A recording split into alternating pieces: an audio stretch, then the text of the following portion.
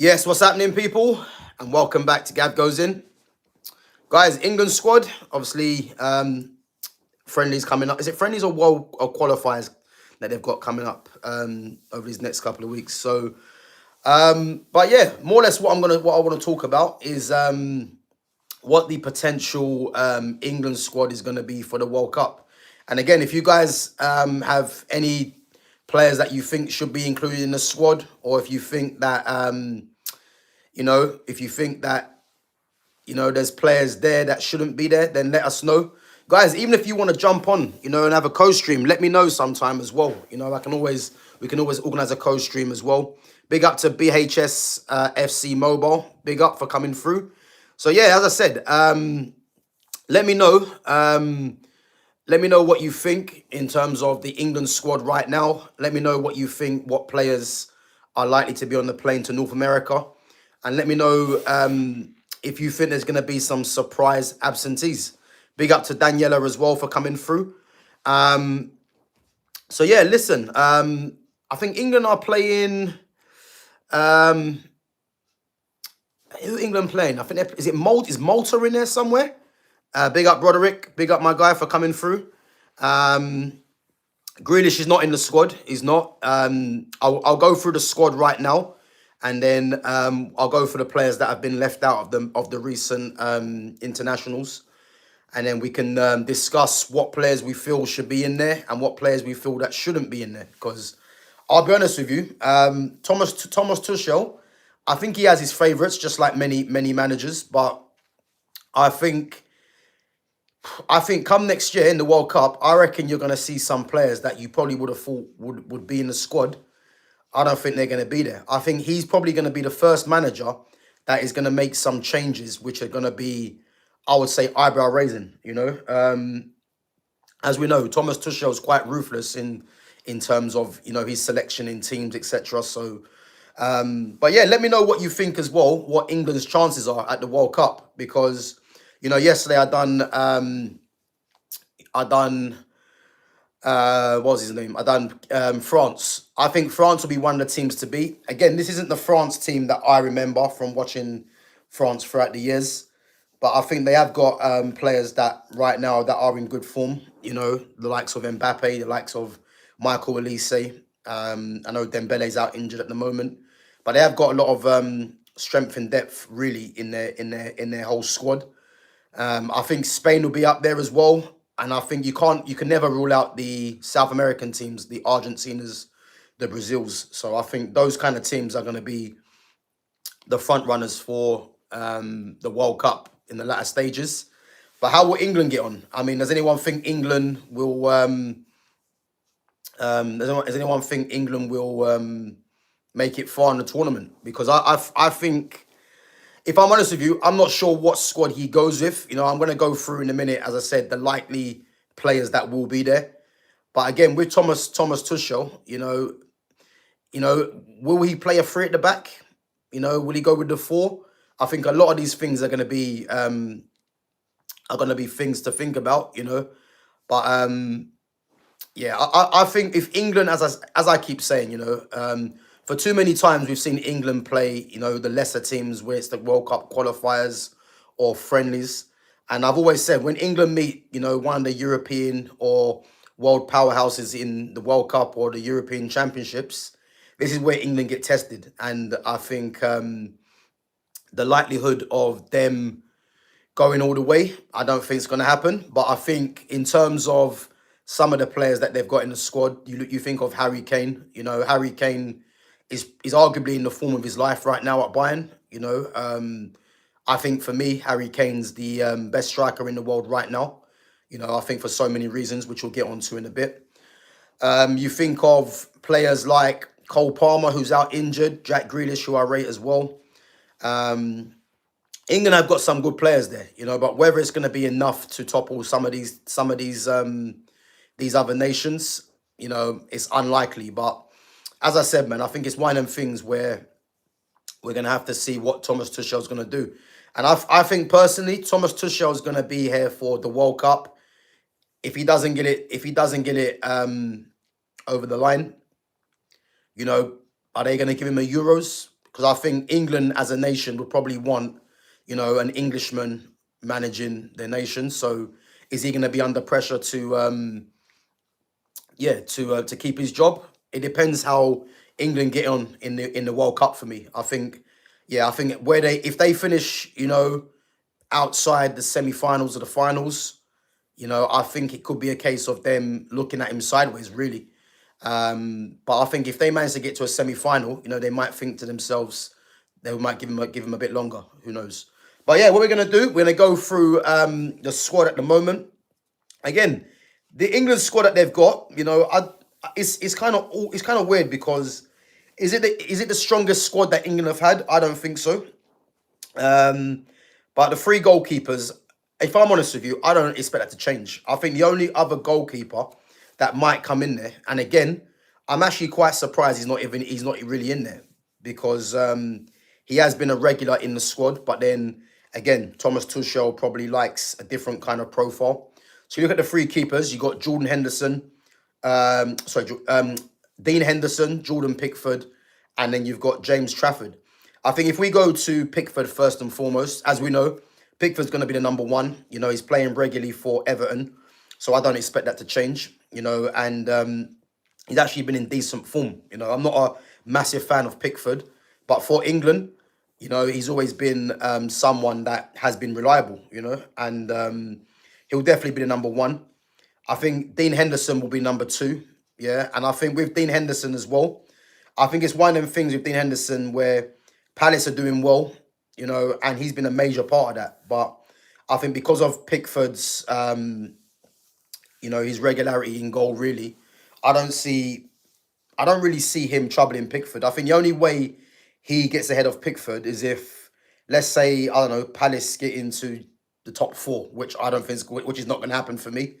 And then Pickford has an injury or has a loss in form. So that's the only way I can see Henderson taking over from Pickford. But Henderson's definitely going to be number two. There's no doubt about that.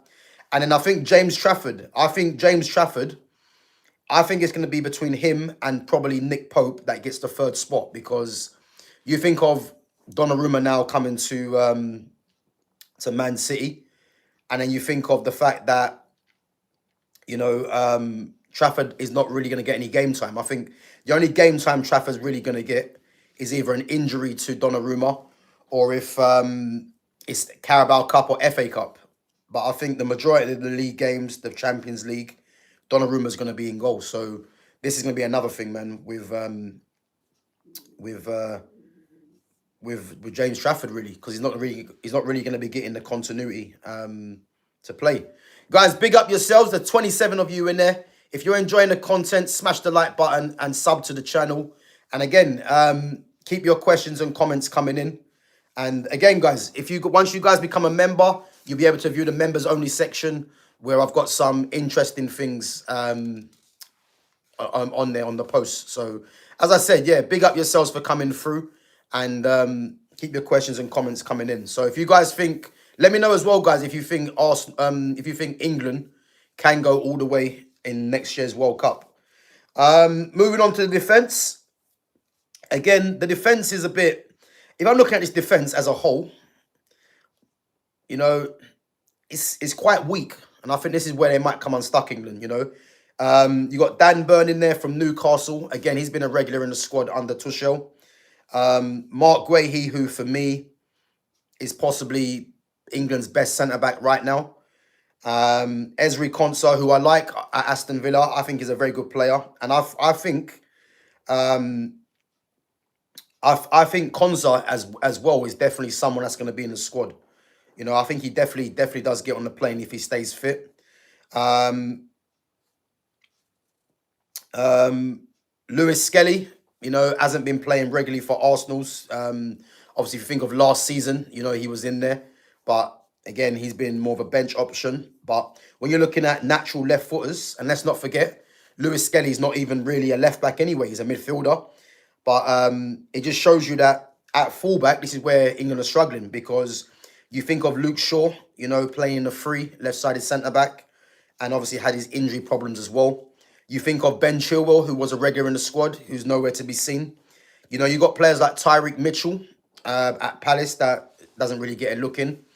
But Lewis Skelly's there and Nico O'Reilly. So I like O'Reilly. Again, O'Reilly's not even a centre back, a left back, sorry.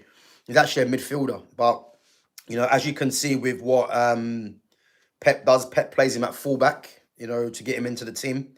And you can, and the thing with me is that you've got Lewis Skelly and O'Reilly that are two midfielders by trade, but are both left-footed and can both play fullback. So whether Tuchel was trying to reinvent something at fullback, you know, it's going to be remain to be seen what happens. And I think if you're going to try that against the likes of Malta and whoever England are playing in the is it the qualifiers or the friendlies, then it's probably a good time to try that. But again, it's quite weird to see that they're playing two midfielders at fullback. And then you got Jarell Quansah of Bayer Leverkusen now, who's getting regular game time. Jed Spence, who I like. You know, I rate Jed Spence very highly. And then you've got John Stones, you know. So for me, I think out of that defence there, I think definite certainties for the squad. You've got Mark Guehi and I'm going to say if John Stones stays fit, then I think because of his experience, he'll definitely go. You know, I think John Stones, if he stays fit, you know, and plays regularly for Man City, he probably does start alongside Mark Guehi, you know. But I think he'll definitely be involved in the squad because of his experience. But I'm looking at Mark Guehi, I'm looking at Ezri Konsa, and possibly John Stones from that list there that are definite players that will be on the plane to North America for the World Cup next year. I think Dan Burn is a weird one. I mean, Dan Burn's been very good for Newcastle, and his versatility, you know, someone that can play centre back and left back, he might be someone that Tuchel might rely on. So he might be someone that he might be thinking, yeah, we can do with him in the squad. Jarell Quansah, I don't think Quansah's on the plane, personally. I think he could get regular game time with Bayer Leverkusen this season. But I'm just thinking, you know, there might be other players that might come into the reckoning, and he might be one that gets pushed out for me, you know. Lewis Skelly, again, is not really playing regularly, but I think Lewis Skelly might have a good chance of being on the plane. Because I'm looking at left backs right now. Again, the fact that O'Reilly's coming to the squad, you know, you got Jed Spence who can play there as well. And then Luke Shaw. Will Luke Shaw get a look in? But I think Lewis Skelly's probably at left back will probably be an option. So I think Lewis Skelly goes. And then O'Reilly, it's going to be up to O'Reilly to prove himself. And it could, you know what, it could be a case of if O'Reilly shows some good form for City and for England when he plays, you never know. It could be between him and Lewis Skelly that gets that position at left back. So I think that's something to watch out for. For me, Jed Spence, I will definitely take Jed Spence. And I'll tell you why. Because, again, there is players that have been left out, the likes of Reece James, Trent as well. But I think if you're looking at a first choice right back, for me, if he stays fit, is Reece James. And then having a backup like Jed Spence that can play right back and left back, I think that's what Tuchel will be looking at. Someone that can cover both sides, adept equally. And Jed Spence is a very good defender. So I think Jed Spence, personally, I think he might be the backup to Reece James if Reece James can stay fit, as well as backing up a first choice left back as well. So he's possibly the perfect squad player from that defence, someone that can cover both positions at fullback. So I think in that case, yeah, I'm going to say Guehi, Konsa, Spence, and John Stones. I think those four players there, I think definitely those four players will probably be on the plane. And I think all the other players, the Lewis Skelly, O'Reilly, Quansah, Burn, you know, and there's other players that possibly will come into that as well. I think it's going to be down to them to kind of prove themselves with Thomas Tuchel to see if they're on the plane. You think of Harry Maguire, that's not in the squad, who's experienced. Will Harry Maguire get his place back? I don't know. Luke Shaw, we mentioned already. Again, I don't think there's too many other defenders. Again, if you guys know any other defenders, then put that in the chat. But I can't really think of any other defenders that can come in there and would threaten that squad. And I think it shows you that's how weak the defense is really, because we're looking at players like Maguire um, and Luke Shaw that really shouldn't be playing for Man United. If we're not, if we're honest, if they stay fit and happen to keep playing, they could be in the conversation. So um, yeah, one to think about. So, but yeah, I think there's a few players there that will definitely be in that squad. And then moving on to midfield. Now, this midfield quartet there, I would have to say, players that are down as midfield is a bit concerning, because I'm probably looking at possibly two players there that probably will be on the plane. Well, there's definitely one in particular. So, as we know, Declan Rice is definitely going to be there. So there's no point even discussing Declan Rice. He's definitely going to be on the plane, and he'll be starting. Whether he should be or not is a different question, but he'll definitely be on the plane. For me, Morgan Rogers will be on there as well. Um, I do like Morgan Rogers, and again, he's down as a midfielder, but he should be more in the forwards for me. And then you've got Jordan Henderson, Morgan Gibbs White, Ruben Loftus Cheek, and Elliot Anderson. Now, for me, I think Anderson goes if he keeps up his form. And I think the reason Anderson goes is because I look at Anderson and I think he's a very good player to start with. And I think in terms of, he's possibly the closest player. Um, he's possibly the closest player I would say to like a Steven Gerrard. I'm not saying he's Steven Gerrard, but in terms of what Steven Gerrard gave to Liverpool and gave to England, in terms of his energy, his passing, and his box to box, running, I think Anderson could be that kind of player. Again, I'm not saying Anderson is like Steven Gerrard before anyone thinks that, but I think he's possibly the closest player, England player, to a Steven Gerrard. And I think for that fact, I think he'll be on the plane. So I think Anderson, Rice, and Rogers will be there.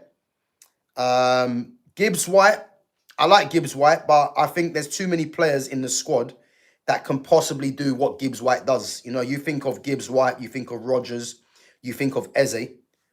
I can't see all three of them players going. I think possibly two out of the three will go. And if I'm looking at that, and again, nothing against Gibbs White, but I'm looking at Eze, I'm looking at Rogers if they're competing with Gibbs White for a place in the squad. So I'm gonna say Eze and Rogers will go.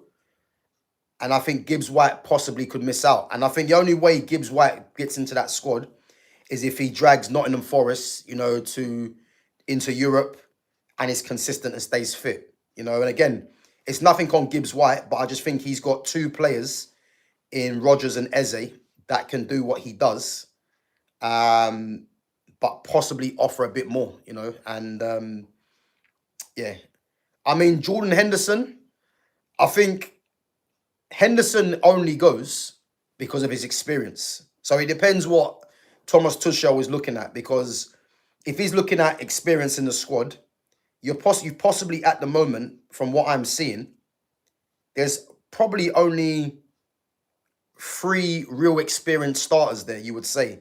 And that's John Stones, Harry Kane, and then Jordan Henderson. So again, they're the real experience in the squad, that players that have been to multiple tournaments. So again, Tuchel might be looking at Henderson as someone that's going to provide that experience, which is why he might actually be on the plane.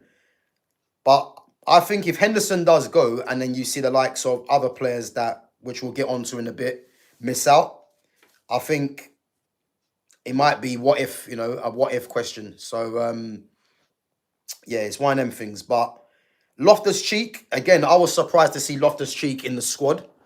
But as we know, Tuchel had him at Chelsea.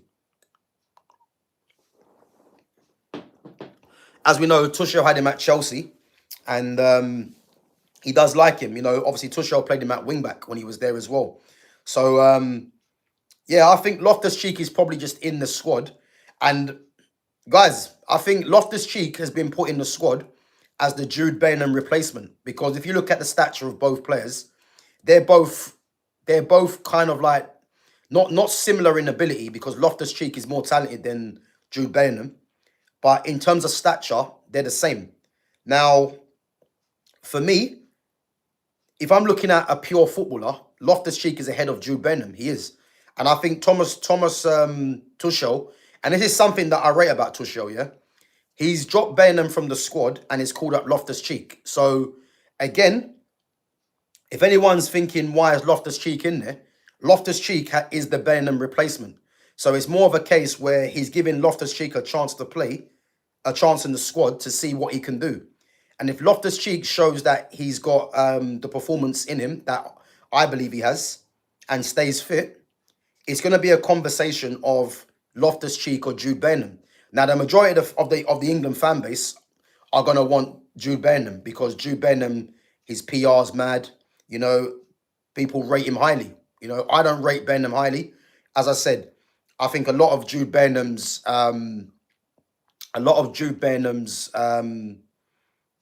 his focus has been on his PR because obviously, whether people like it or not, you know, he's probably got the best PR or one of the best PR in football right now. So the fact that Tuchel has dropped him, you know, I think is a good sign because it lets Bellingham know that he's not irreplaceable. And the fact that Loftus-Cheek has now come in to replace Bellingham, yeah, I think is good. I do think it's good. So, again, do I expect Loftus-Cheek to be in the squad for the World Cup? I don't know. It's unlikely. He's going to have to play out of his skin, really, in these next two qualifiers when he gets the chance to be in the reckoning for the next squad. So, I definitely think that's one to watch, you know, Loftus-Cheek. So, again, if anyone doesn't realise, Loftus-Cheek is the replacement for Jude Bellingham in the squad. Again, all you have to do is look at the stature of both players and that will give you your answer. Again, Declan Rice is spoken about and the same with Morgan Rogers. So moving on to the forwards, you know, Jared Bowen, you know, very good player for West Ham. You know, obviously their captain as well. Again, Jared Bowen for me, does he get into the squad? I think it's going to be touch and go whether he gets into the squad, if I'm honest, because I think Jared Bowen's not going to start. That's the first thing. He's not going to start for England, but he's someone that can come off the bench and possibly change the game.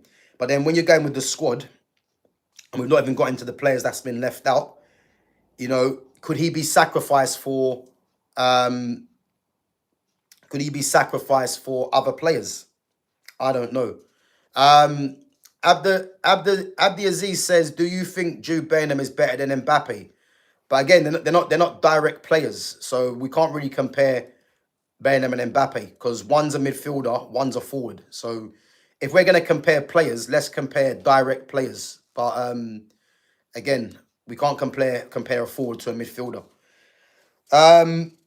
So as I said, yeah. So Jared Bowen, I think, is a good player, but he might be one that might be sacrificed for other players. So yeah, it's kind of an outside bet with him. Eze was spoken about. I think Eze is someone, for me, that, again, it's about him staying fit. And I think if he does stay fit, then I think he's on the plane. Because he's versatile. He can play as a 10 and from the left. And again, Tuchel might be looking at his versatility as something, you know. I think Anthony Gordon's on the plane, you know, because if you look at left wingers for England right now, I think the only two really that are in contention is Anthony Gordon and Marcus Rashford out there. So, you know, I think between Gordon and Rashford, one of them's definitely on the plane. But I think definitely Anthony Gordon will be on the plane. And I think he's someone that, you know, he is going to play regularly for Newcastle. So, yeah, I definitely do think Anthony Gordon will be there. Does he start ahead of Rashford for me if he goes to the World Cup? I'm not sure. It depends what season Rashford has and if he's on the plane, of course. But yeah, I think it's one of them things really that I think it's touch and go between Gordon and Rashford to see who starts. Do I think any other players come into contention? I don't know, but we're going to get into them players anyway. Harry Kane, as we know, the captain, you know, is going to be the main starter. and he's going to be spearheading the team to glory. I think with Harry Kane for me is someone that, you know, when it comes to goals, when it comes to his all-round play, there's never been any question about Harry Kane. I think with Harry Kane, and this is where we're going to see in the tournament, is what he's going to do up against the best teams for England. And that's where the conversation has always been with Harry Kane. What is he going to do when it comes to playing against the best teams for international? And I think for too many times, Harry Kane, for me, whether it's international or club-wise, that's when the question mark is over Harry Kane. But in terms of his quality, in terms of his numbers consistently, like he does provide that. But when they come up against a France, a Germany, a Spain, an Argentina, a Brazil, a Portugal, nations like that, this is when we're going to see what Harry Kane's going to do. And again, all eyes will be on Harry Kane, man, because he's going to be the leader for this team. And we're going to see what he can do, really, for them. Marcus Rashford, as we've spoken about already. So Rashford obviously playing regularly for Barcelona at the moment. I think Tuchel does like Rashford. So Rashford has definitely got a chance. Whether he can keep his form up and stay injury-free, I definitely think he'll be on the plane. Bukayo Saka, as we know, regular starter for Arsenal. And but I think Saka's one of them players that will start for Tuchel when he's fit. Obviously you think of him being vice captain for Arsenal. 24 years of age. He's very experienced now as well. So he'll definitely be on the plane. And then you've got Ollie Watkins, who I think is an outside bet, who's more going to be the backup, whatever he does, if he's in the squad or not.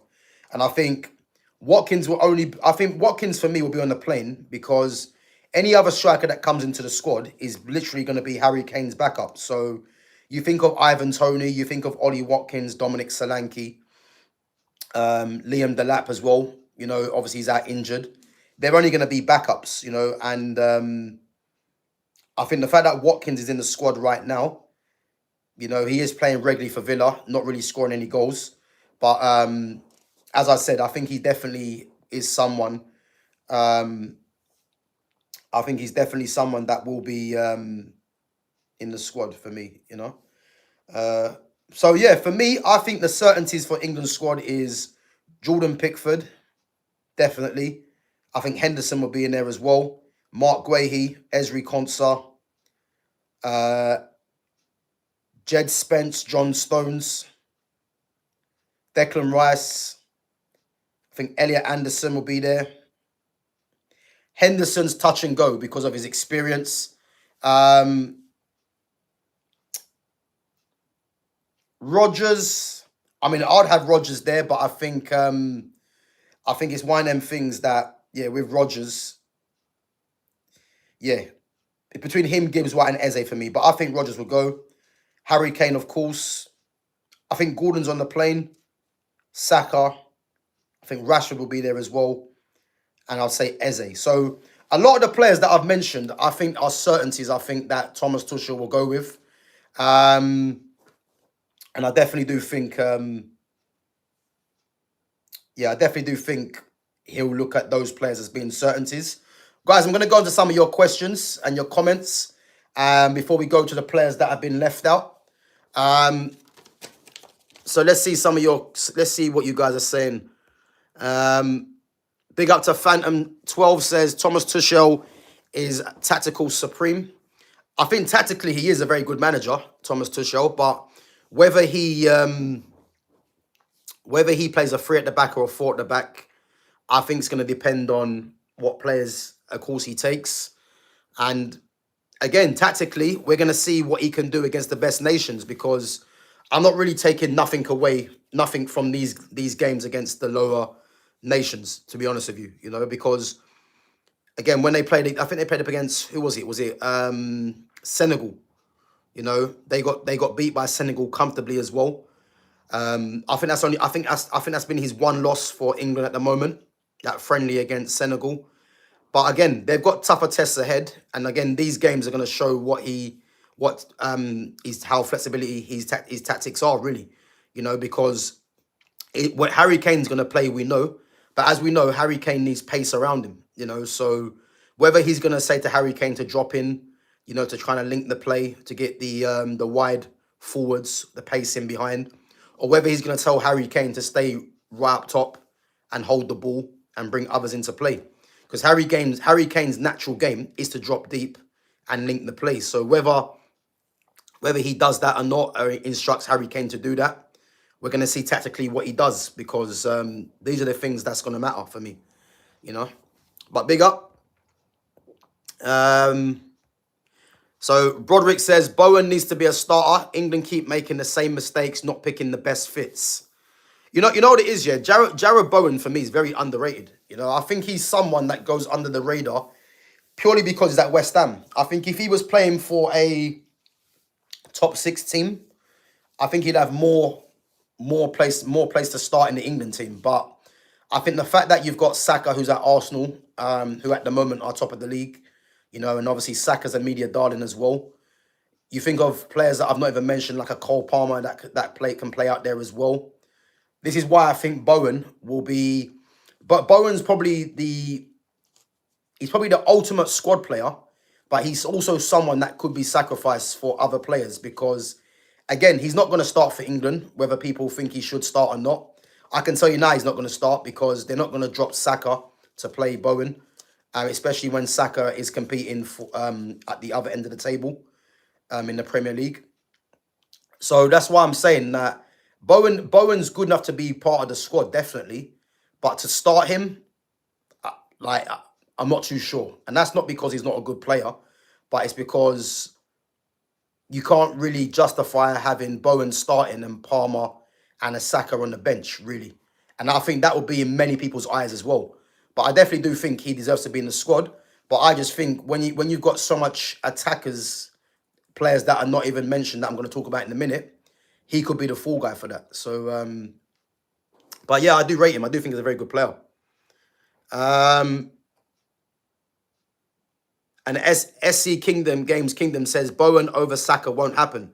And again, I agree. And that's not because if you're looking at as a footballer, yeah, Bowen's probably a better footballer than Saka. You know, there's probably not much in it. But again, Saka's playing for Arsenal, who are competing for. Well, I wouldn't say competing, but they're at the wrong side of the table. Let's put it that way. You know, Arsenal are in the top half, obviously trying to get a Premier League title, and West Ham at the moment are struggling in the league. So, and if that happens, if that continues, then yeah, they'll have more chance to. Saka will have more chance to be ahead of Bowen. And again, I do expect Saka to be ahead of Bowen anyway. You know, so whether that's England managers making that mistake to play players that fit. Yeah, Bowen's not going to be ahead of Saka. He's not. Saka's more experienced, which will come into question as well. Not to mention he's playing for a team, as I said, that are challenging at the opposite end of the table to what West Ham are.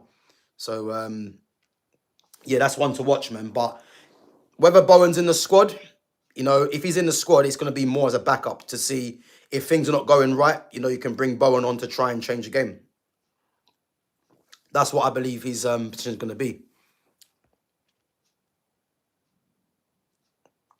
So England have far more depth than France. We can play B and C teams. But again, like when people say England have far more depth, that's all well and good. But when it comes to playing France, you know, we've seen plenty of times that England don't beat France when it matters. So when people are saying this, let's see what happens if they meet each other in the World Cup, because as I said, France are one of them teams. When it comes to tournament football, you know, they know how to get the job done.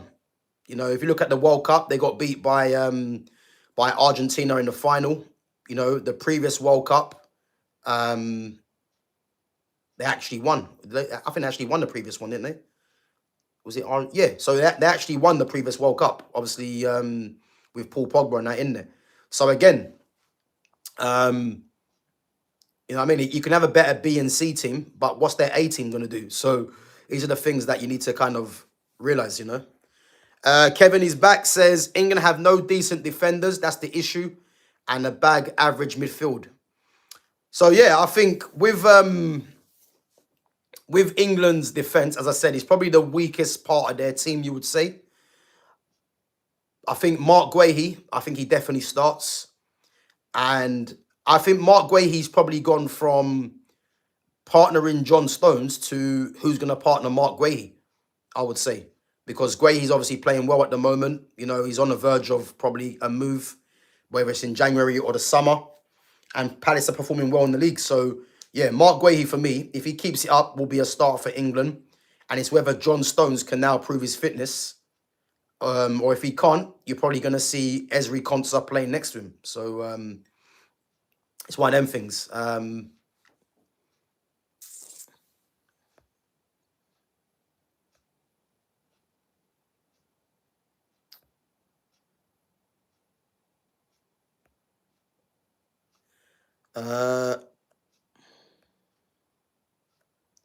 So Mark Harris says, I like to see Grealish in the midfield. Love a larrikin with skill. Yeah, listen, big up Mark, man. Listen, we're gonna get on to the players that have been left out. So again, Grealish is in my list. So we'll get on to that once I've gone through a few of your comments. Peradabo says, what about a wild card selection like Max Dowman? I hear it, but it's not going to happen. Again, when you've got a squad, I think the World Cup squad, I believe, is it 24 players, 23 players? I think it might be 23 players. So having a wild card like a Dowman when you've got a lot of other players already is not going to happen. So, yeah, it's definitely not going to happen. But again, Dowman's not playing regularly for Arsenal. So to put him in as a wild card, I think that's just optimism from Arsenal fans, but that's not going to happen.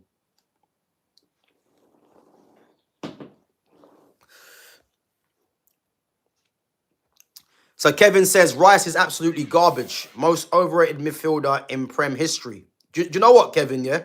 You're actually starting to pull it back because you've been coming up with some mad comments over the last few days, but you're starting to get me on side now. I mean, when you're saying Rice is absolutely garbage, I mean, I wouldn't go that far because I think that's just overdoing it. But what I would agree with you on, he is one of the most overrated players in this league. I do agree with that. You know, I think Declan Rice is a good midfielder, but the way that like people talk about Declan Rice as if he's the best midfielder in the world, and he's nowhere near that. You know, I just think Declan Rice is what it says on the tin. You know, he's one of them players. He's an honest player. He works hard. You know, and he does fit into that Arsenal team in terms of, you know, being someone that is, you know, defensively. I think he's defensively very good. You know, attacking wise, I don't think he's great, if I'm honest. But I think if we're looking at a player out of 10 and you mark Declan Rice down, I think he's probably a 6 out of 10. You know, and a 6 out of 10 is not bad. I mean, that's just like above average. And I think that's the kind of player he is. I mean, he gets credited for me for doing basic stuff. You know, he keeps the ball ticking over. You know, he does work hard, box to box. But I think the way that fans talk about Declan Rice, you would think that he's in the mold of a Caicedo, of a Pedri, of a Vitinha, you know, of a Camavinga, of a even a Gravenberch. Like he isn't that level. You know, he doesn't possess the quality that those players have. He's just a very, very good player. And there's nothing wrong with being a very, very good player. But in terms of how fans talk about Declan Rice, yeah, I do think it's overboard, really, you know.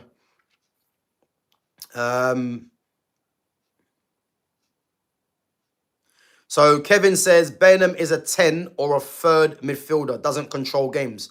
And again, Kevin, man, you're turning me around. You're getting me on side now, man, because another good comment, man. So again, Bainham's not a 10. So when people think Bainham's a 10, Bruno Fernandes is a 10, guys, people need to understand that those two players there are not number 10s. Those two players are number 8s, box to box number 8s in a 4-3-3. Yeah. Bainham and Bruno Fernandes, they can play as 10s. You know, if you're playing a 4-2-3-1, they can play in those positions. But that doesn't mean that they are a 10. So we need to understand what players are number 10s, what players are not. So again, Bainham doesn't control games. He doesn't. And this is why England are going to have a problem. If he does somehow I do expect Benham to be on the plane only because of his PR, only because he's at Real Madrid. Yeah. But again, if England start Jude Bellingham in a number 10 position, don't expect them to do anything when they're playing up against the best teams. If they start him in the 8, again, because he's not disciplined enough to play as an 8 if you're playing a midfield 2 with a number 10, he isn't disciplined to go and do that. So the only way Benham can thrive for England, for me, is if they play a midfield 3 and he can be like the box-to-box midfielder.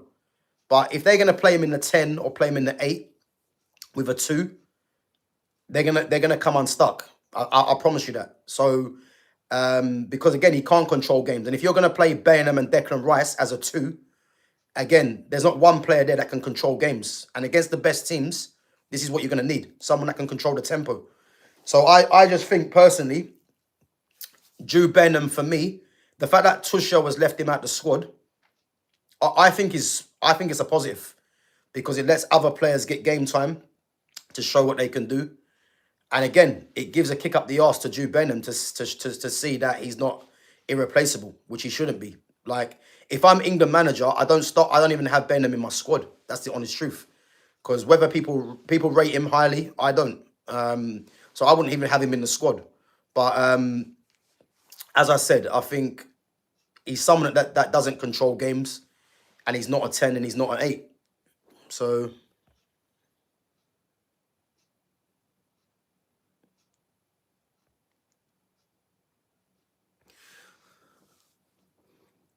Mark says, Arsenal need to move Arteta on, stenching up the Geth, one-dimensional amateur manager. I mean, I can't disagree with that, but I think it's pointless, obviously, I believe, talking about Arteta, because it's very clear that Arteta should have been sacked for me about 2 or 3 seasons ago. The fact that he's still here, they obviously believe in him. And as I said, he's got it all to do this season, So it's one of them things where,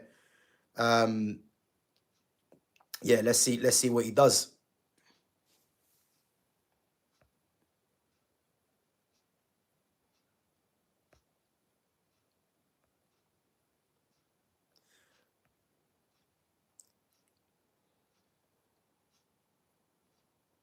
So Bowen/Palmer over Saka on the right. I'd play Saka on the left. Do you know what?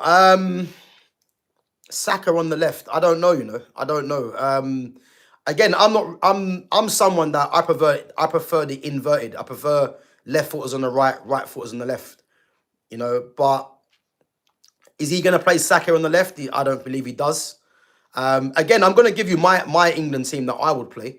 After I've been through the list of players that are not included. But I think it's definitely, I do definitely think that he won't play Saka on the left. Palmer, again, I rate Palmer highly. But yeah, listen, Thomas Tuchel's got a decision to make. So let's see what he does. Big up to Barbara Joseph as well. Big up for coming through.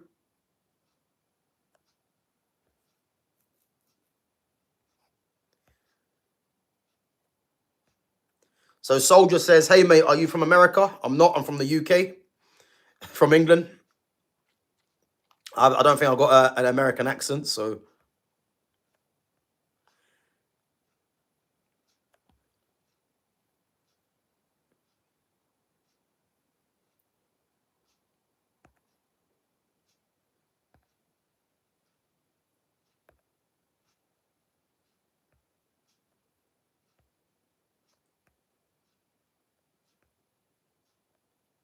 So Peradabo says, we are lucky to have Kane in such good form in this World Cup. Yeah, phenomenal, best 9 on the planet. So yeah, for me, he's the best striker in the world right now. But as I said about Harry Kane before, if Harry Kane, for me, his numbers and his all-round game can never be questioned. But if Harry Kane, for me, wants to be in with a shout for, let's say, the Ballon d'Or, the World Cup, Champions League is where he has to show up, And when I'm saying show up, I mean show up against the best teams, I think he needs to get his team over the line. Um, um, I think it's about getting England or Bayern Munich over the line against the best teams and winning the trophy. And if he does that, I think there could be no question about Harry Kane. You know, I've always said the same thing about Harry Kane. I've always kept it consistent. He needs to help England get over the line when it matters, and Bayern Munich. I think him going to Bayern Munich, him getting the numbers that he has got, is no surprise because he was doing that in England for Tottenham. Him winning the Bundesliga again, they've got the best squad in the league. You know, they've got the highest earners in the league as well. So you'd expect him to go and do that. For Harry Kane, he needs to get them over the line in the Champions League, and he needs to get England to winning a trophy, and then that's where he'll be judged for me. You know, big up to Mocking Fish.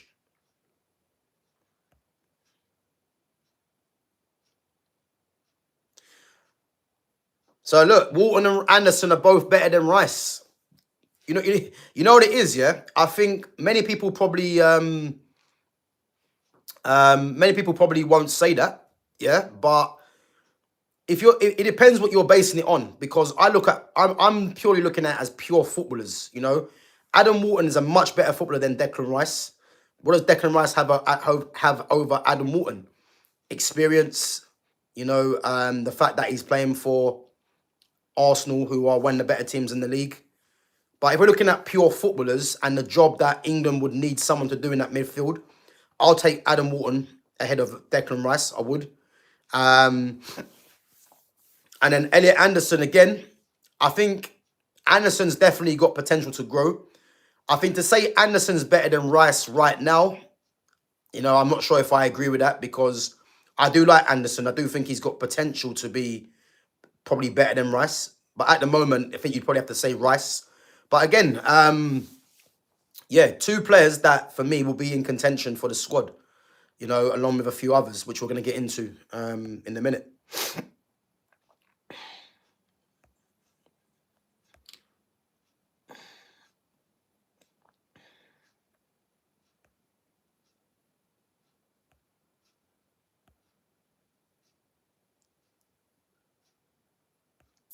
So yeah, guys, we're gonna move on. We're gonna move on to the players that have been left out. Again, a few of them that we've spoken about already. You know, Drew Benham, as I said, you know, Drew Benham's been left out of the squad. Ruben Loftus-Cheek has been his replacement. And as I said, I think that's good management from Thomas Tuchel. I think it's good in a sense where Tuchel's letting any player in the squad know that you're not indispensable to be left out. He's also letting Benham know that there's a player that can take your place in Loftus-Cheek that he does know. And again, it's a kick up the arse for Benham to show him that you have to perform. So I think it's good management. In terms of Benham himself, would I have Benham in the England squad? I wouldn't, because I don't rate Benham like that. You know, I think there's better players that will offer better for England in that squad. And as I said, it's down to Loftus-Cheek now to keep his place and show why he was called up. I think in terms of Benham, though, when it comes to the actual squad, do I expect him to be in the squad? I think because of PR, as I said, because of the fact that he'll be at Real Madrid, and we're expecting Real Madrid to be competing for the La Liga title and be up there in the Champions League. So I think based on that, he'll be in contention. So I do expect him to be on the plane. But I think it's good that, you know, Tuchel is showing him that you're not irreplaceable in a sense. So, and then moving on to Phil Foden. Now, Phil Foden I spoke about before, you know, and I think out of all the attackers, I think Phil Foden has the toughest job to be in the squad, because I think with Phil Foden, if you think of where Phil Foden plays, he plays in the 10 and he plays from the right, yeah? You've got Saka, you've got Cole Palmer now as well, ahead of him in the England squad in the positions from that right-hand side. You know, obviously Broderick said Jared Bowen should be starting. Jared Bowen's in the squad, so you'll say he's ahead of Phil Foden. And then you've got the likes in the 10. You've got players that can play in there, the likes of Eze, Bellingham can play in there. Gibbs White can play in there. Morgan Rogers, Cole Palmer. So you've got a lot of players there that can play in the 10 and play from the right. And I think this is why Phil Foden, for me, has a tough job of getting in the squad. And again, it's nothing to do with Phil Foden's ability, because we all know Phil Foden has ability. But the problem that Foden has is a case of a lot of the players we've mentioned are all playing regularly for their clubs and possibly all offer that a bit more than Foden. I think where Foden comes unstuck is his physicality, I think, for me, because if you look at Saka, Saka's got more physicality than Foden. You would say Jared Bowen probably has as well. Cole Palmer, I think there's not much physicality between the both of them, but Cole Palmer's Cole Palmer.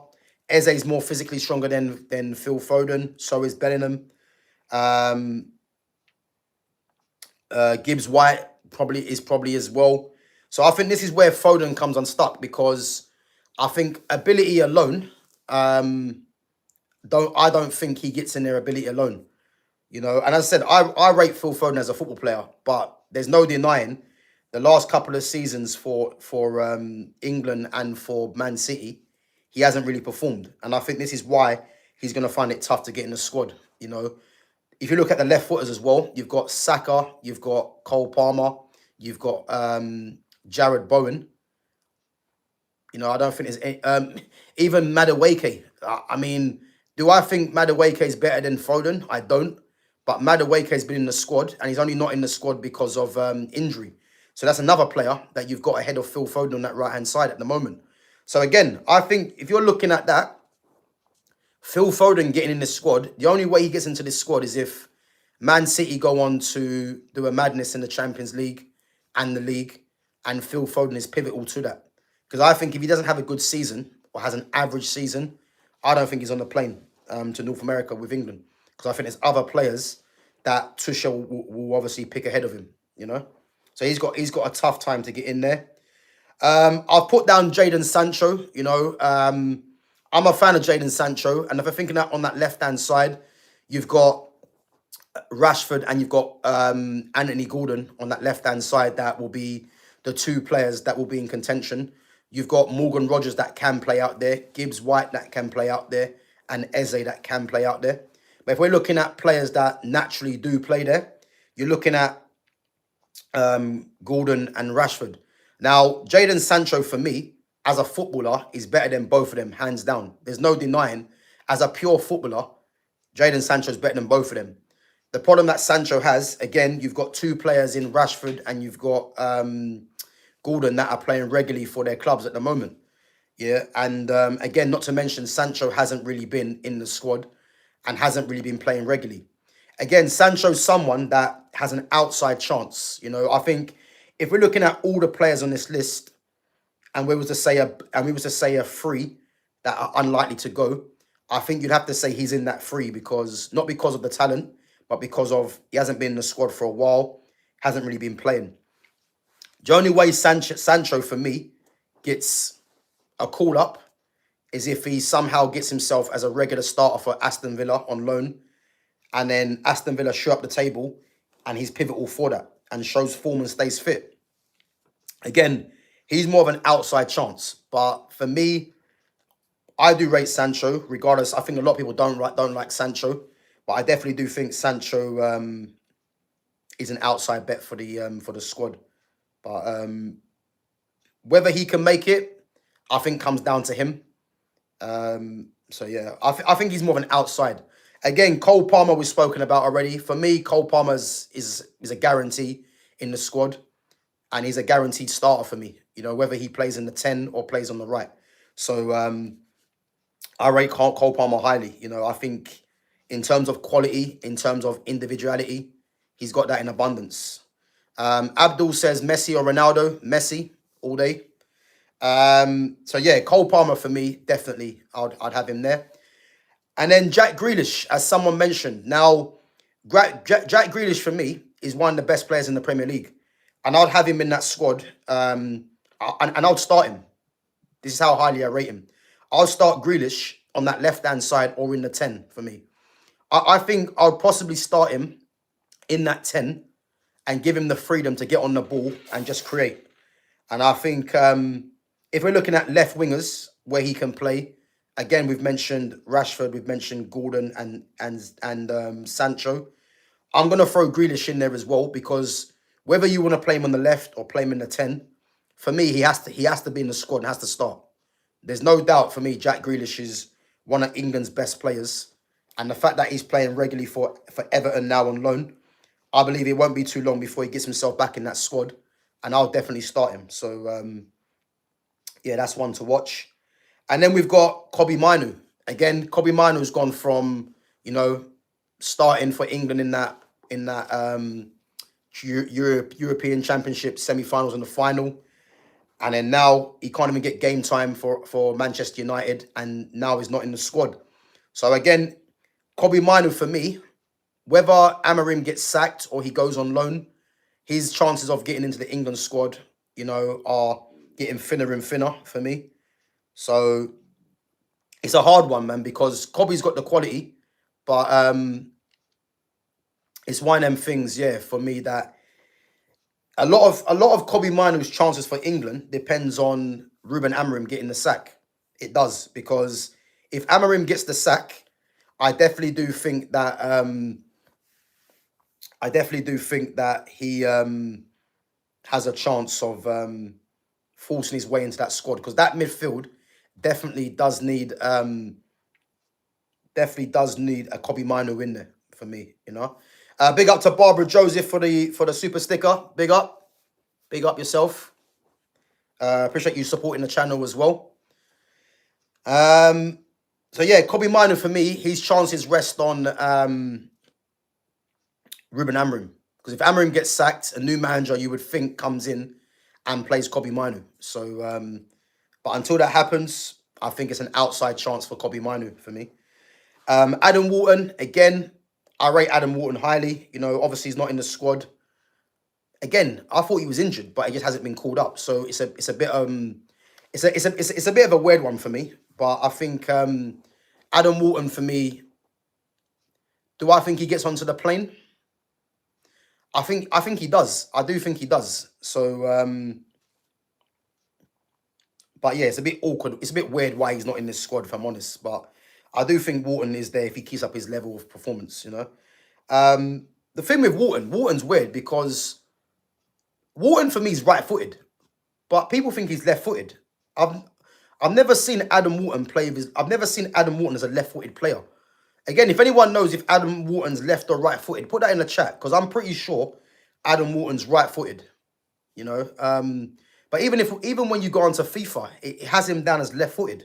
But again, FIFA had Ousmane Dembele as left-footed, and Dembele's right-footed. So yeah, it's weird, man. But I like Wharton. I think Wharton is someone that England need in that midfield, someone that can dictate the play, someone that can control the tempo. And I look at all of England's midfielders, and he's possibly the only one that can dictate the tempo of a game, which is why I think he's a must in the squad. And then we got players like Harry Maguire, Luke Shaw. I think Harry Maguire and Luke Shaw are players that have been in multiple squads, but it might be one of them things that their time's probably come to an end in terms of being regular players for England.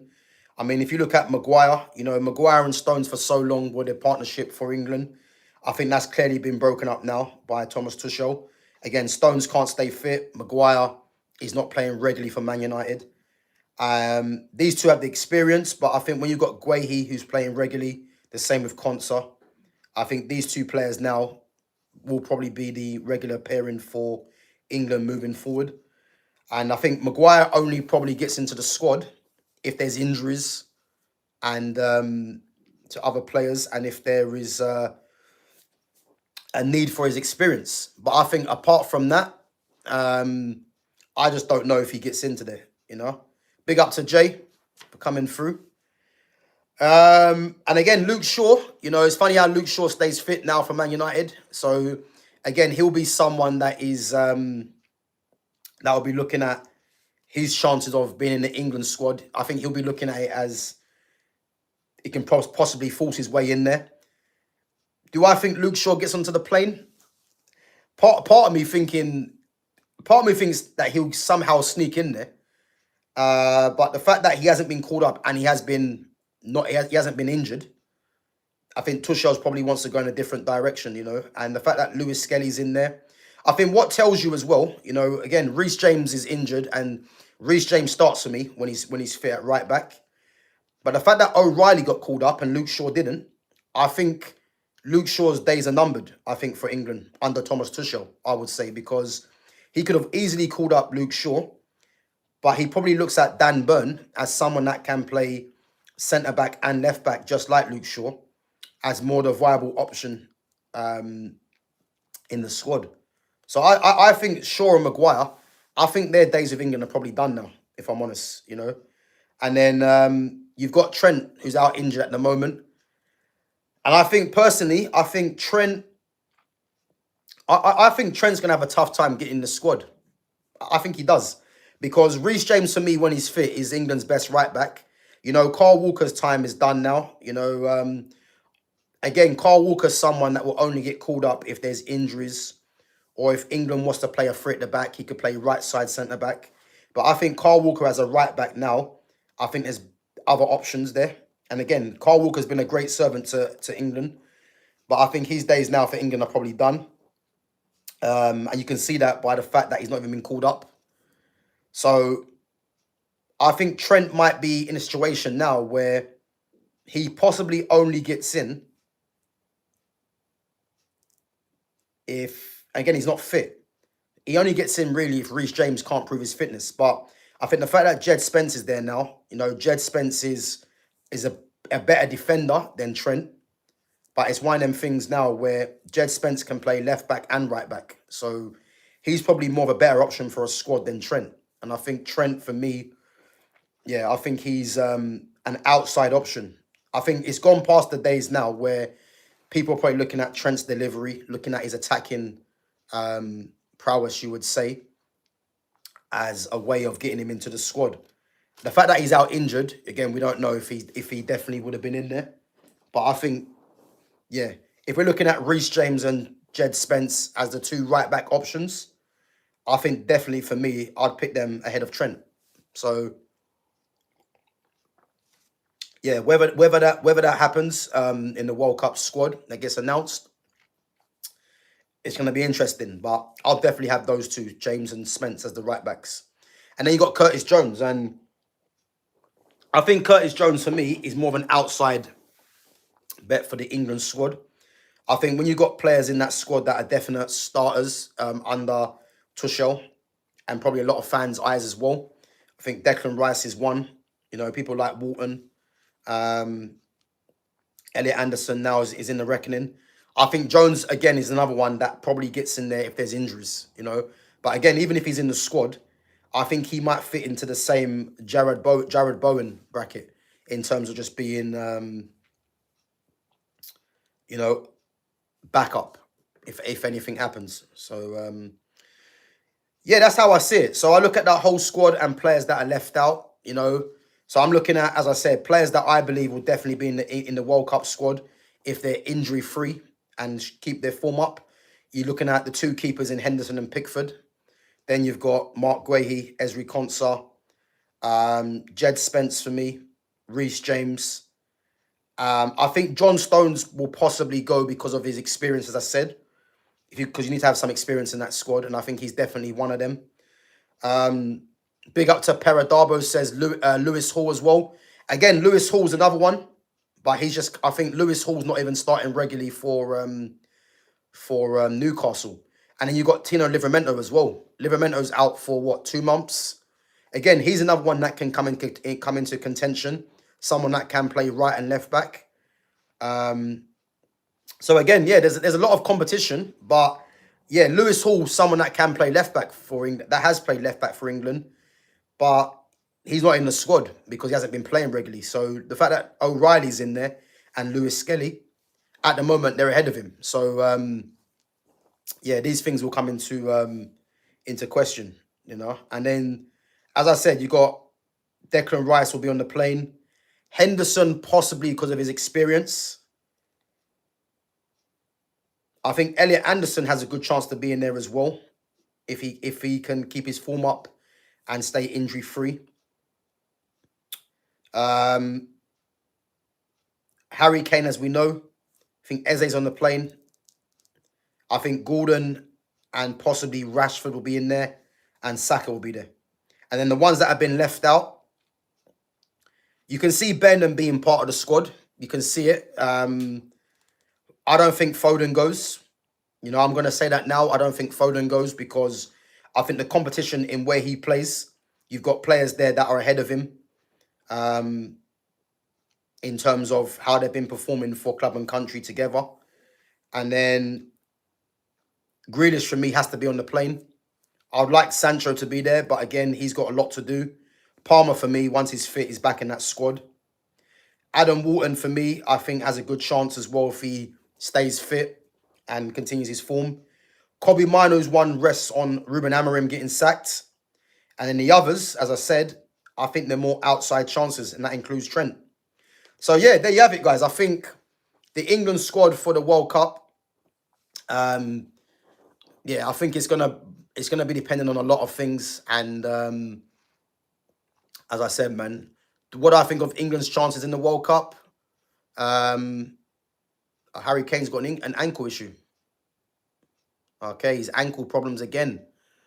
Remember Harry Kane had ankle problems before, guys, and he's out of the he's a doubt for the Wales game, which again his ankle issues have been. I mean, he stayed injury free, but his ankle issues have been a problem. So if they're coming back again, man, that could be issues for him. You know, who knows? I think Ollie Watkins will get the start then, and because obviously he's the only other striker in the squad. You know, so yeah, not good news, man, for Harry Kane. Hudson-Odoi is an outside chance again. Jareth Branthwaite, another one. Again, England have got a lot of players that they can call up, but I think a lot of it are outside chances, man. Big up to Jason coming through. So, guys, yeah, let me know what you think of England's chances. I'm gonna go through some of your chats before we wrap up. Guys, as well, if you're new to here, make sure you sub to the channel at GavGoesIn. Obviously on YouTube, on Twitter, on TikTok as well, and on Instagram. So make sure you guys give me a follow on there. And as I said, make sure you smash the like button as well if you've enjoyed the content. Again, you smashing that like button, guys, helps me, to get my channel out to more people. Again, this is a pure footballing channel, you know. Again, if you have your own opinions, then your own opinions on football are welcomed here. And it's about having that debate. So, yeah, big up, man. If you enjoy the channel, smash the like button and sub to the channel as well. Let's go through some of your chats.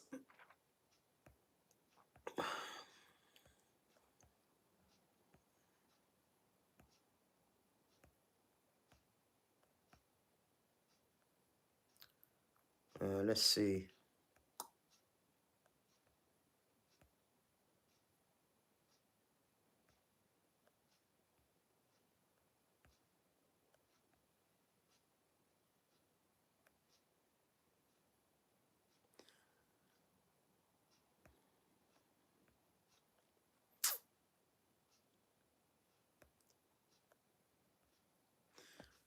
So, Wharton to United, please. Yeah, listen, I'd love Adam Wharton at Man United. Whether that happens or not, who knows, man? Who knows? I think what's good, yeah, is to take my mind off Man United for this week, man.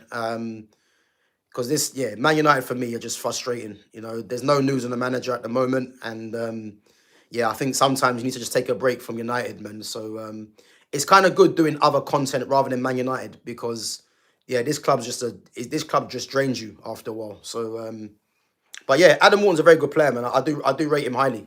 I do.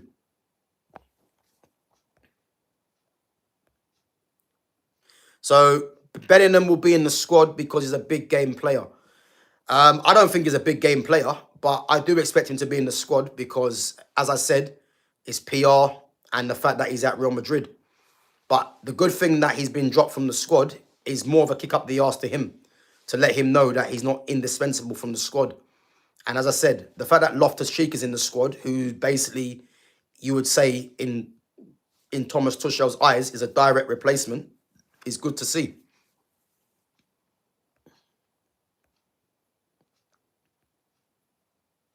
Yeah, Hudson-Odoi is a good outside bet, and again, Hudson-Odoi has had a cap for England before, but I think he's got Gordon and Rashford, and possibly other players that can play out there that are ahead of him. Again, a lot of these things are going to matter if it depends on form, it depends on injuries, and how the clubs are actually doing for players like Hudson-Odoi to get a shout. So Abdul says Mbappe Ballon d'Or season loading. Well, let's see, man. Let's see, because I tell you this now, he's gonna have an eagerness to try and do something for France and for Real Madrid, having seen his compatriot Ousmane Dembele win a Ballon d'Or before him. So yeah, listen, he's gonna have something to think about, man, for sure.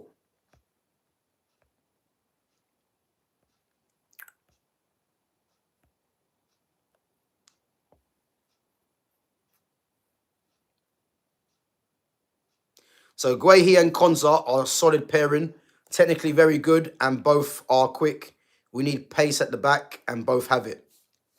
I agree. I think going forwards, I think that partnership there of Guehi and Konza, it possibly should be the pairing at the World Cup. It possibly should be, because I don't look at any other defender. I think for me, John Stones, when he's fit, is possibly England's best defender, along with probably Mark Guehi. Well, yeah, I'd say Guehi, Konza, and Stones. I think pick any two from that three. I think at the moment they're the best three. I don't look at any other defenders really that give me confidence that England can go forwards with. So yeah, I definitely think out of that three, any two. But yeah, I like them two as a pairing. I do.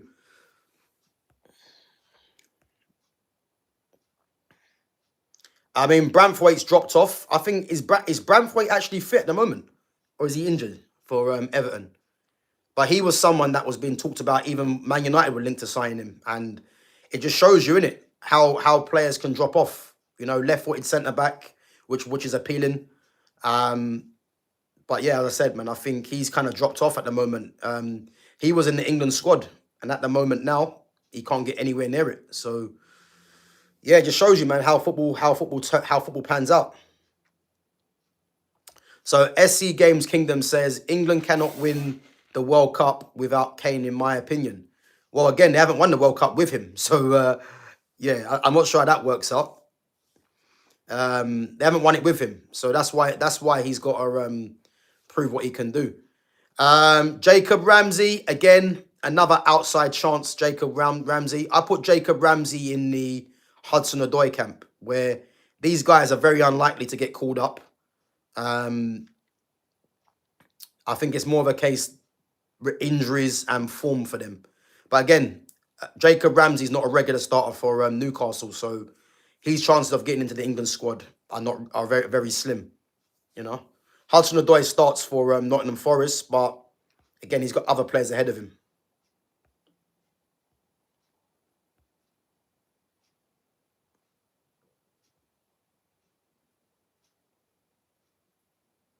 So Foden will start as a 10 ahead of Palmer. I don't agree. Foden starts ahead of Palmer in the 10, because if we're looking at it right now, if you're looking at the three players, Foden, Saka, and Palmer, out of all three of them, Foden's lost. That's why he's not in the squad. Cole Palmer's not in the squad because he's injured. And yeah, Cole Palmer's not in the squad because he's injured. So Cole Palmer would have been in the squad if he was fit. So to say that Foden will start in the 10 ahead of Palmer, I disagree. Because on the right, we know Saka's going to play there. And then in the 10's interesting because there's loads of players that can play there. But it depends if Tuchel wants to play, you know, a number 10, or if he wants to play a 3 in midfield, however he wants to do it. So that's what the question is going to be. But to say that Foden starts ahead of him in the 10, I disagree, because even with Palmer being injured, Foden's not even in the squad. So, yeah, I think that's premature to say that, man, to be honest. If fit, does the lap go? You know what, yeah? That's a good question, because, again, England are not blessed with a lot of strikers, really. For me, Ivan Toney should have been given a lot more chances before. But the fact that he's playing in Saudi now, is he going to get a call up ahead of guys that are playing, in people's eyes, a more competitive league? You look at Solanke, who's out injured at the moment. Ollie Watkins isn't scoring goals. The lap's out injured. You look at England's strike force right now, yeah? Again, years gone by, England had so many strikers to choose from. But right now, there isn't. And again, as long as Harry Kane's there, Harry Kane's gonna play regardless, and it's all about who's gonna back up Harry Kane, which I don't think is good, because what you're doing with other strikers there, you are demotivating that striker, because you're just coming along for the ride, really, knowing that you're only gonna play if Kane is injured, So I think other strikers that are in that squad, could you blame them for going through the motions? You can't, because they know they're not really gonna get game time. It's all about backing up Harry Kane. So I think, with, at the moment, the fact that Harry Kane might not play against Wales, again, Ollie Watkins, you're gonna expect to start, but Ollie Watkins is the only other striker in the squad. Let's have a check. So, again, Rashford can play through the middle. Anthony Gordon can as well. Bowen can.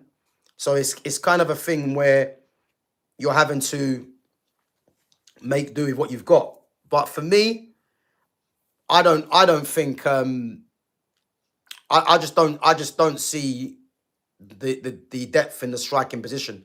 But I'm looking at Ollie Watkins, that will probably start against Wales, as Kane's potentially out.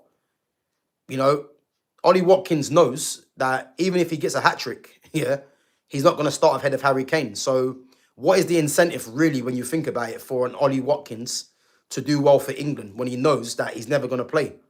These things will enter into players' minds. And if it and again, you'll be a fool to think if it doesn't, because everyone wants to play.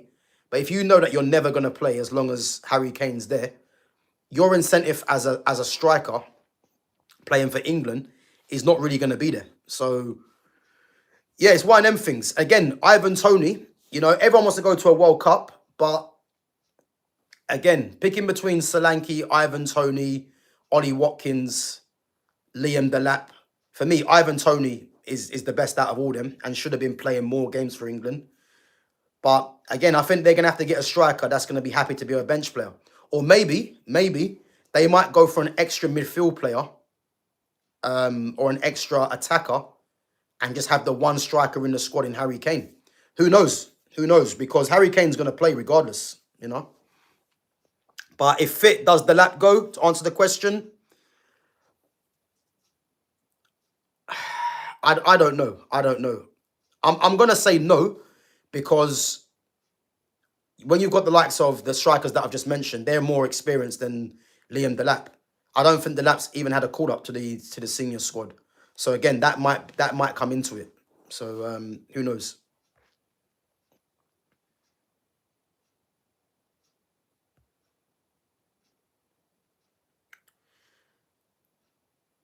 So English media are too arrogant. That's English players that are too overhyped. Yeah, but listen, this has been going on for years, man. We know how the media work. We know how they work. Again, if you're someone that is favoured in in England as a player, the media are going to continue to run, positive press on you. That's just how it works in this country. I'm someone that is not fooled. Again, someone like Jude Benham, who's highly rated by this country, by the media, I'm never going to have anyone tell me that he's a top player, because he's not. So again, I'm not influenced by the media. I know my football. I know my opinions are strong. So and that's what matters to me. So yeah, listen, we know what the media do with players. We've seen it all too many times. So England has the highest win rate in Europe, but again, who's their win rate against? That's the question, because a lot of these things that people come out with, yeah, it's a case of, well, let's look at the bigger picture. Who are their wins coming against? Because I can guarantee it's for free. Yeah. So England has a 57.9% win rate in comparison to Germany's 53%. Yeah. I can guarantee you this. Yeah. England's win rate, the majority of the teams are not France. They're not Spain. They're not Germany. They're not Holland. They're not Portugal. They're not Argentina, Brazil. I guarantee you it's not them. So again, their win rate is going to come against the likes of Moldova, Malta, Liechtenstein, Luxembourg, you know, Poland, you know, all these kind of nations. And again, there's nothing against these nations, but these nations are not the top nations in terms of the Spains, the Frances. So again, people can put these things out, but it's not into context. Yeah. It's not in context. So again, if you've got the list of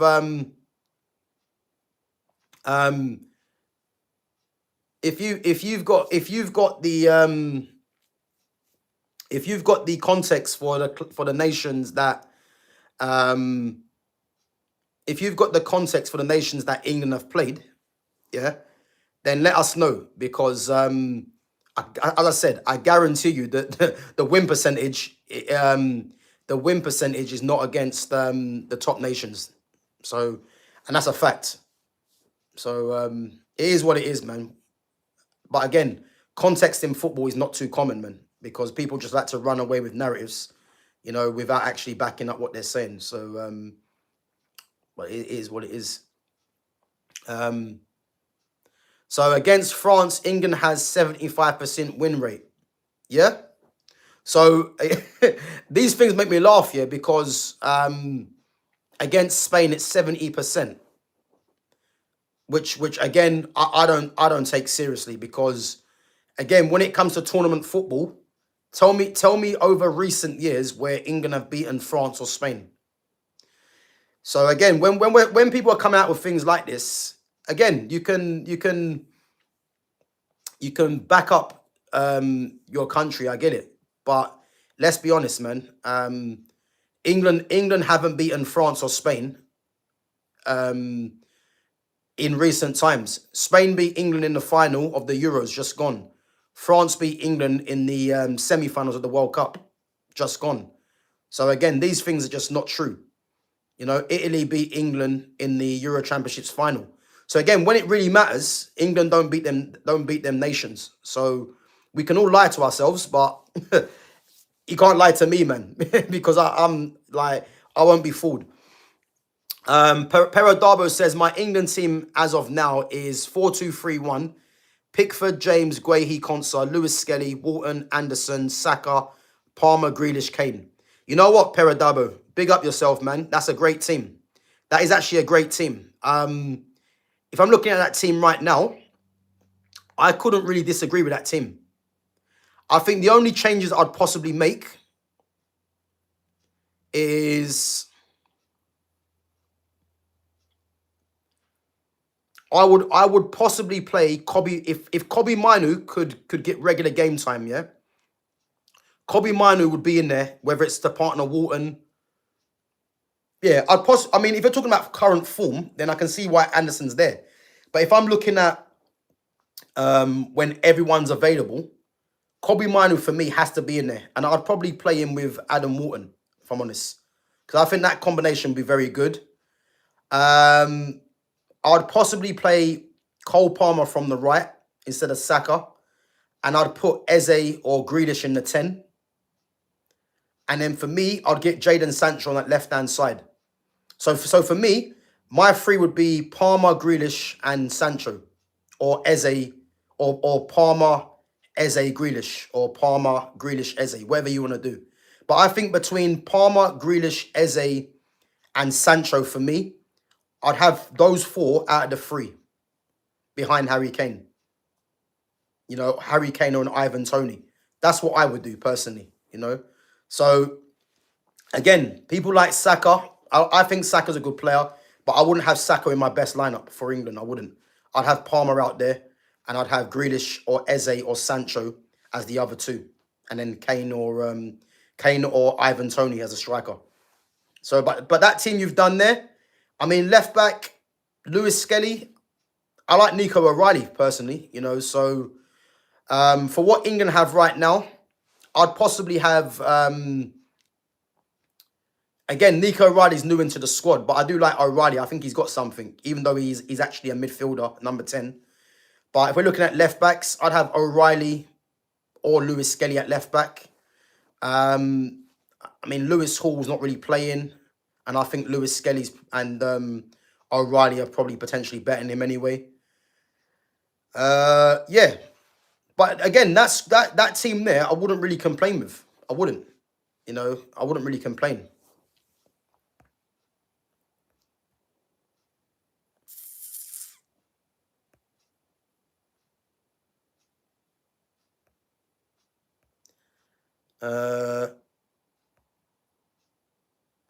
So guys, big up yourselves anyway. I'm going to wrap it up. Big up yourselves for coming through each and every time. Again, make sure you smash the like button if you haven't done so already to help the channel grow. And if you haven't subbed to the channel, make sure you do as well. I believe I am, I want to say 300, about 300, about just over 300 off of 2K subs, guys. So again, if you haven't subbed to the channel, make sure you do. And make sure you smash the like button as well. And make sure you support the channel. So keep your support coming in. Big up to the mods coming in as well. And as I said, yeah, international break. Obviously a bit of a break from Manchester United. But yeah, as I said, man, we'll obviously once these internationals are done, we're definitely gonna pick up on United and see what happens to Ruben Amorim, see if he's still in charge, because it's been quite quiet at the moment, and I'm expecting him to be here for the Liverpool game. But again, we're going to go around this same old cycle of Amorim. You know, do I expect Man United to beat Liverpool with him in charge? I don't. But yeah, let's see what happens, man, because it's the same. Yeah, we'll see what happens. SC Games Kingdom says, thanks for the stream. I don't agree with your takes, but you out here trying your best. But again, SC Games, it's not, I'm not here for you to, I'm not here for you to agree to my opinions. Opinions are opinions.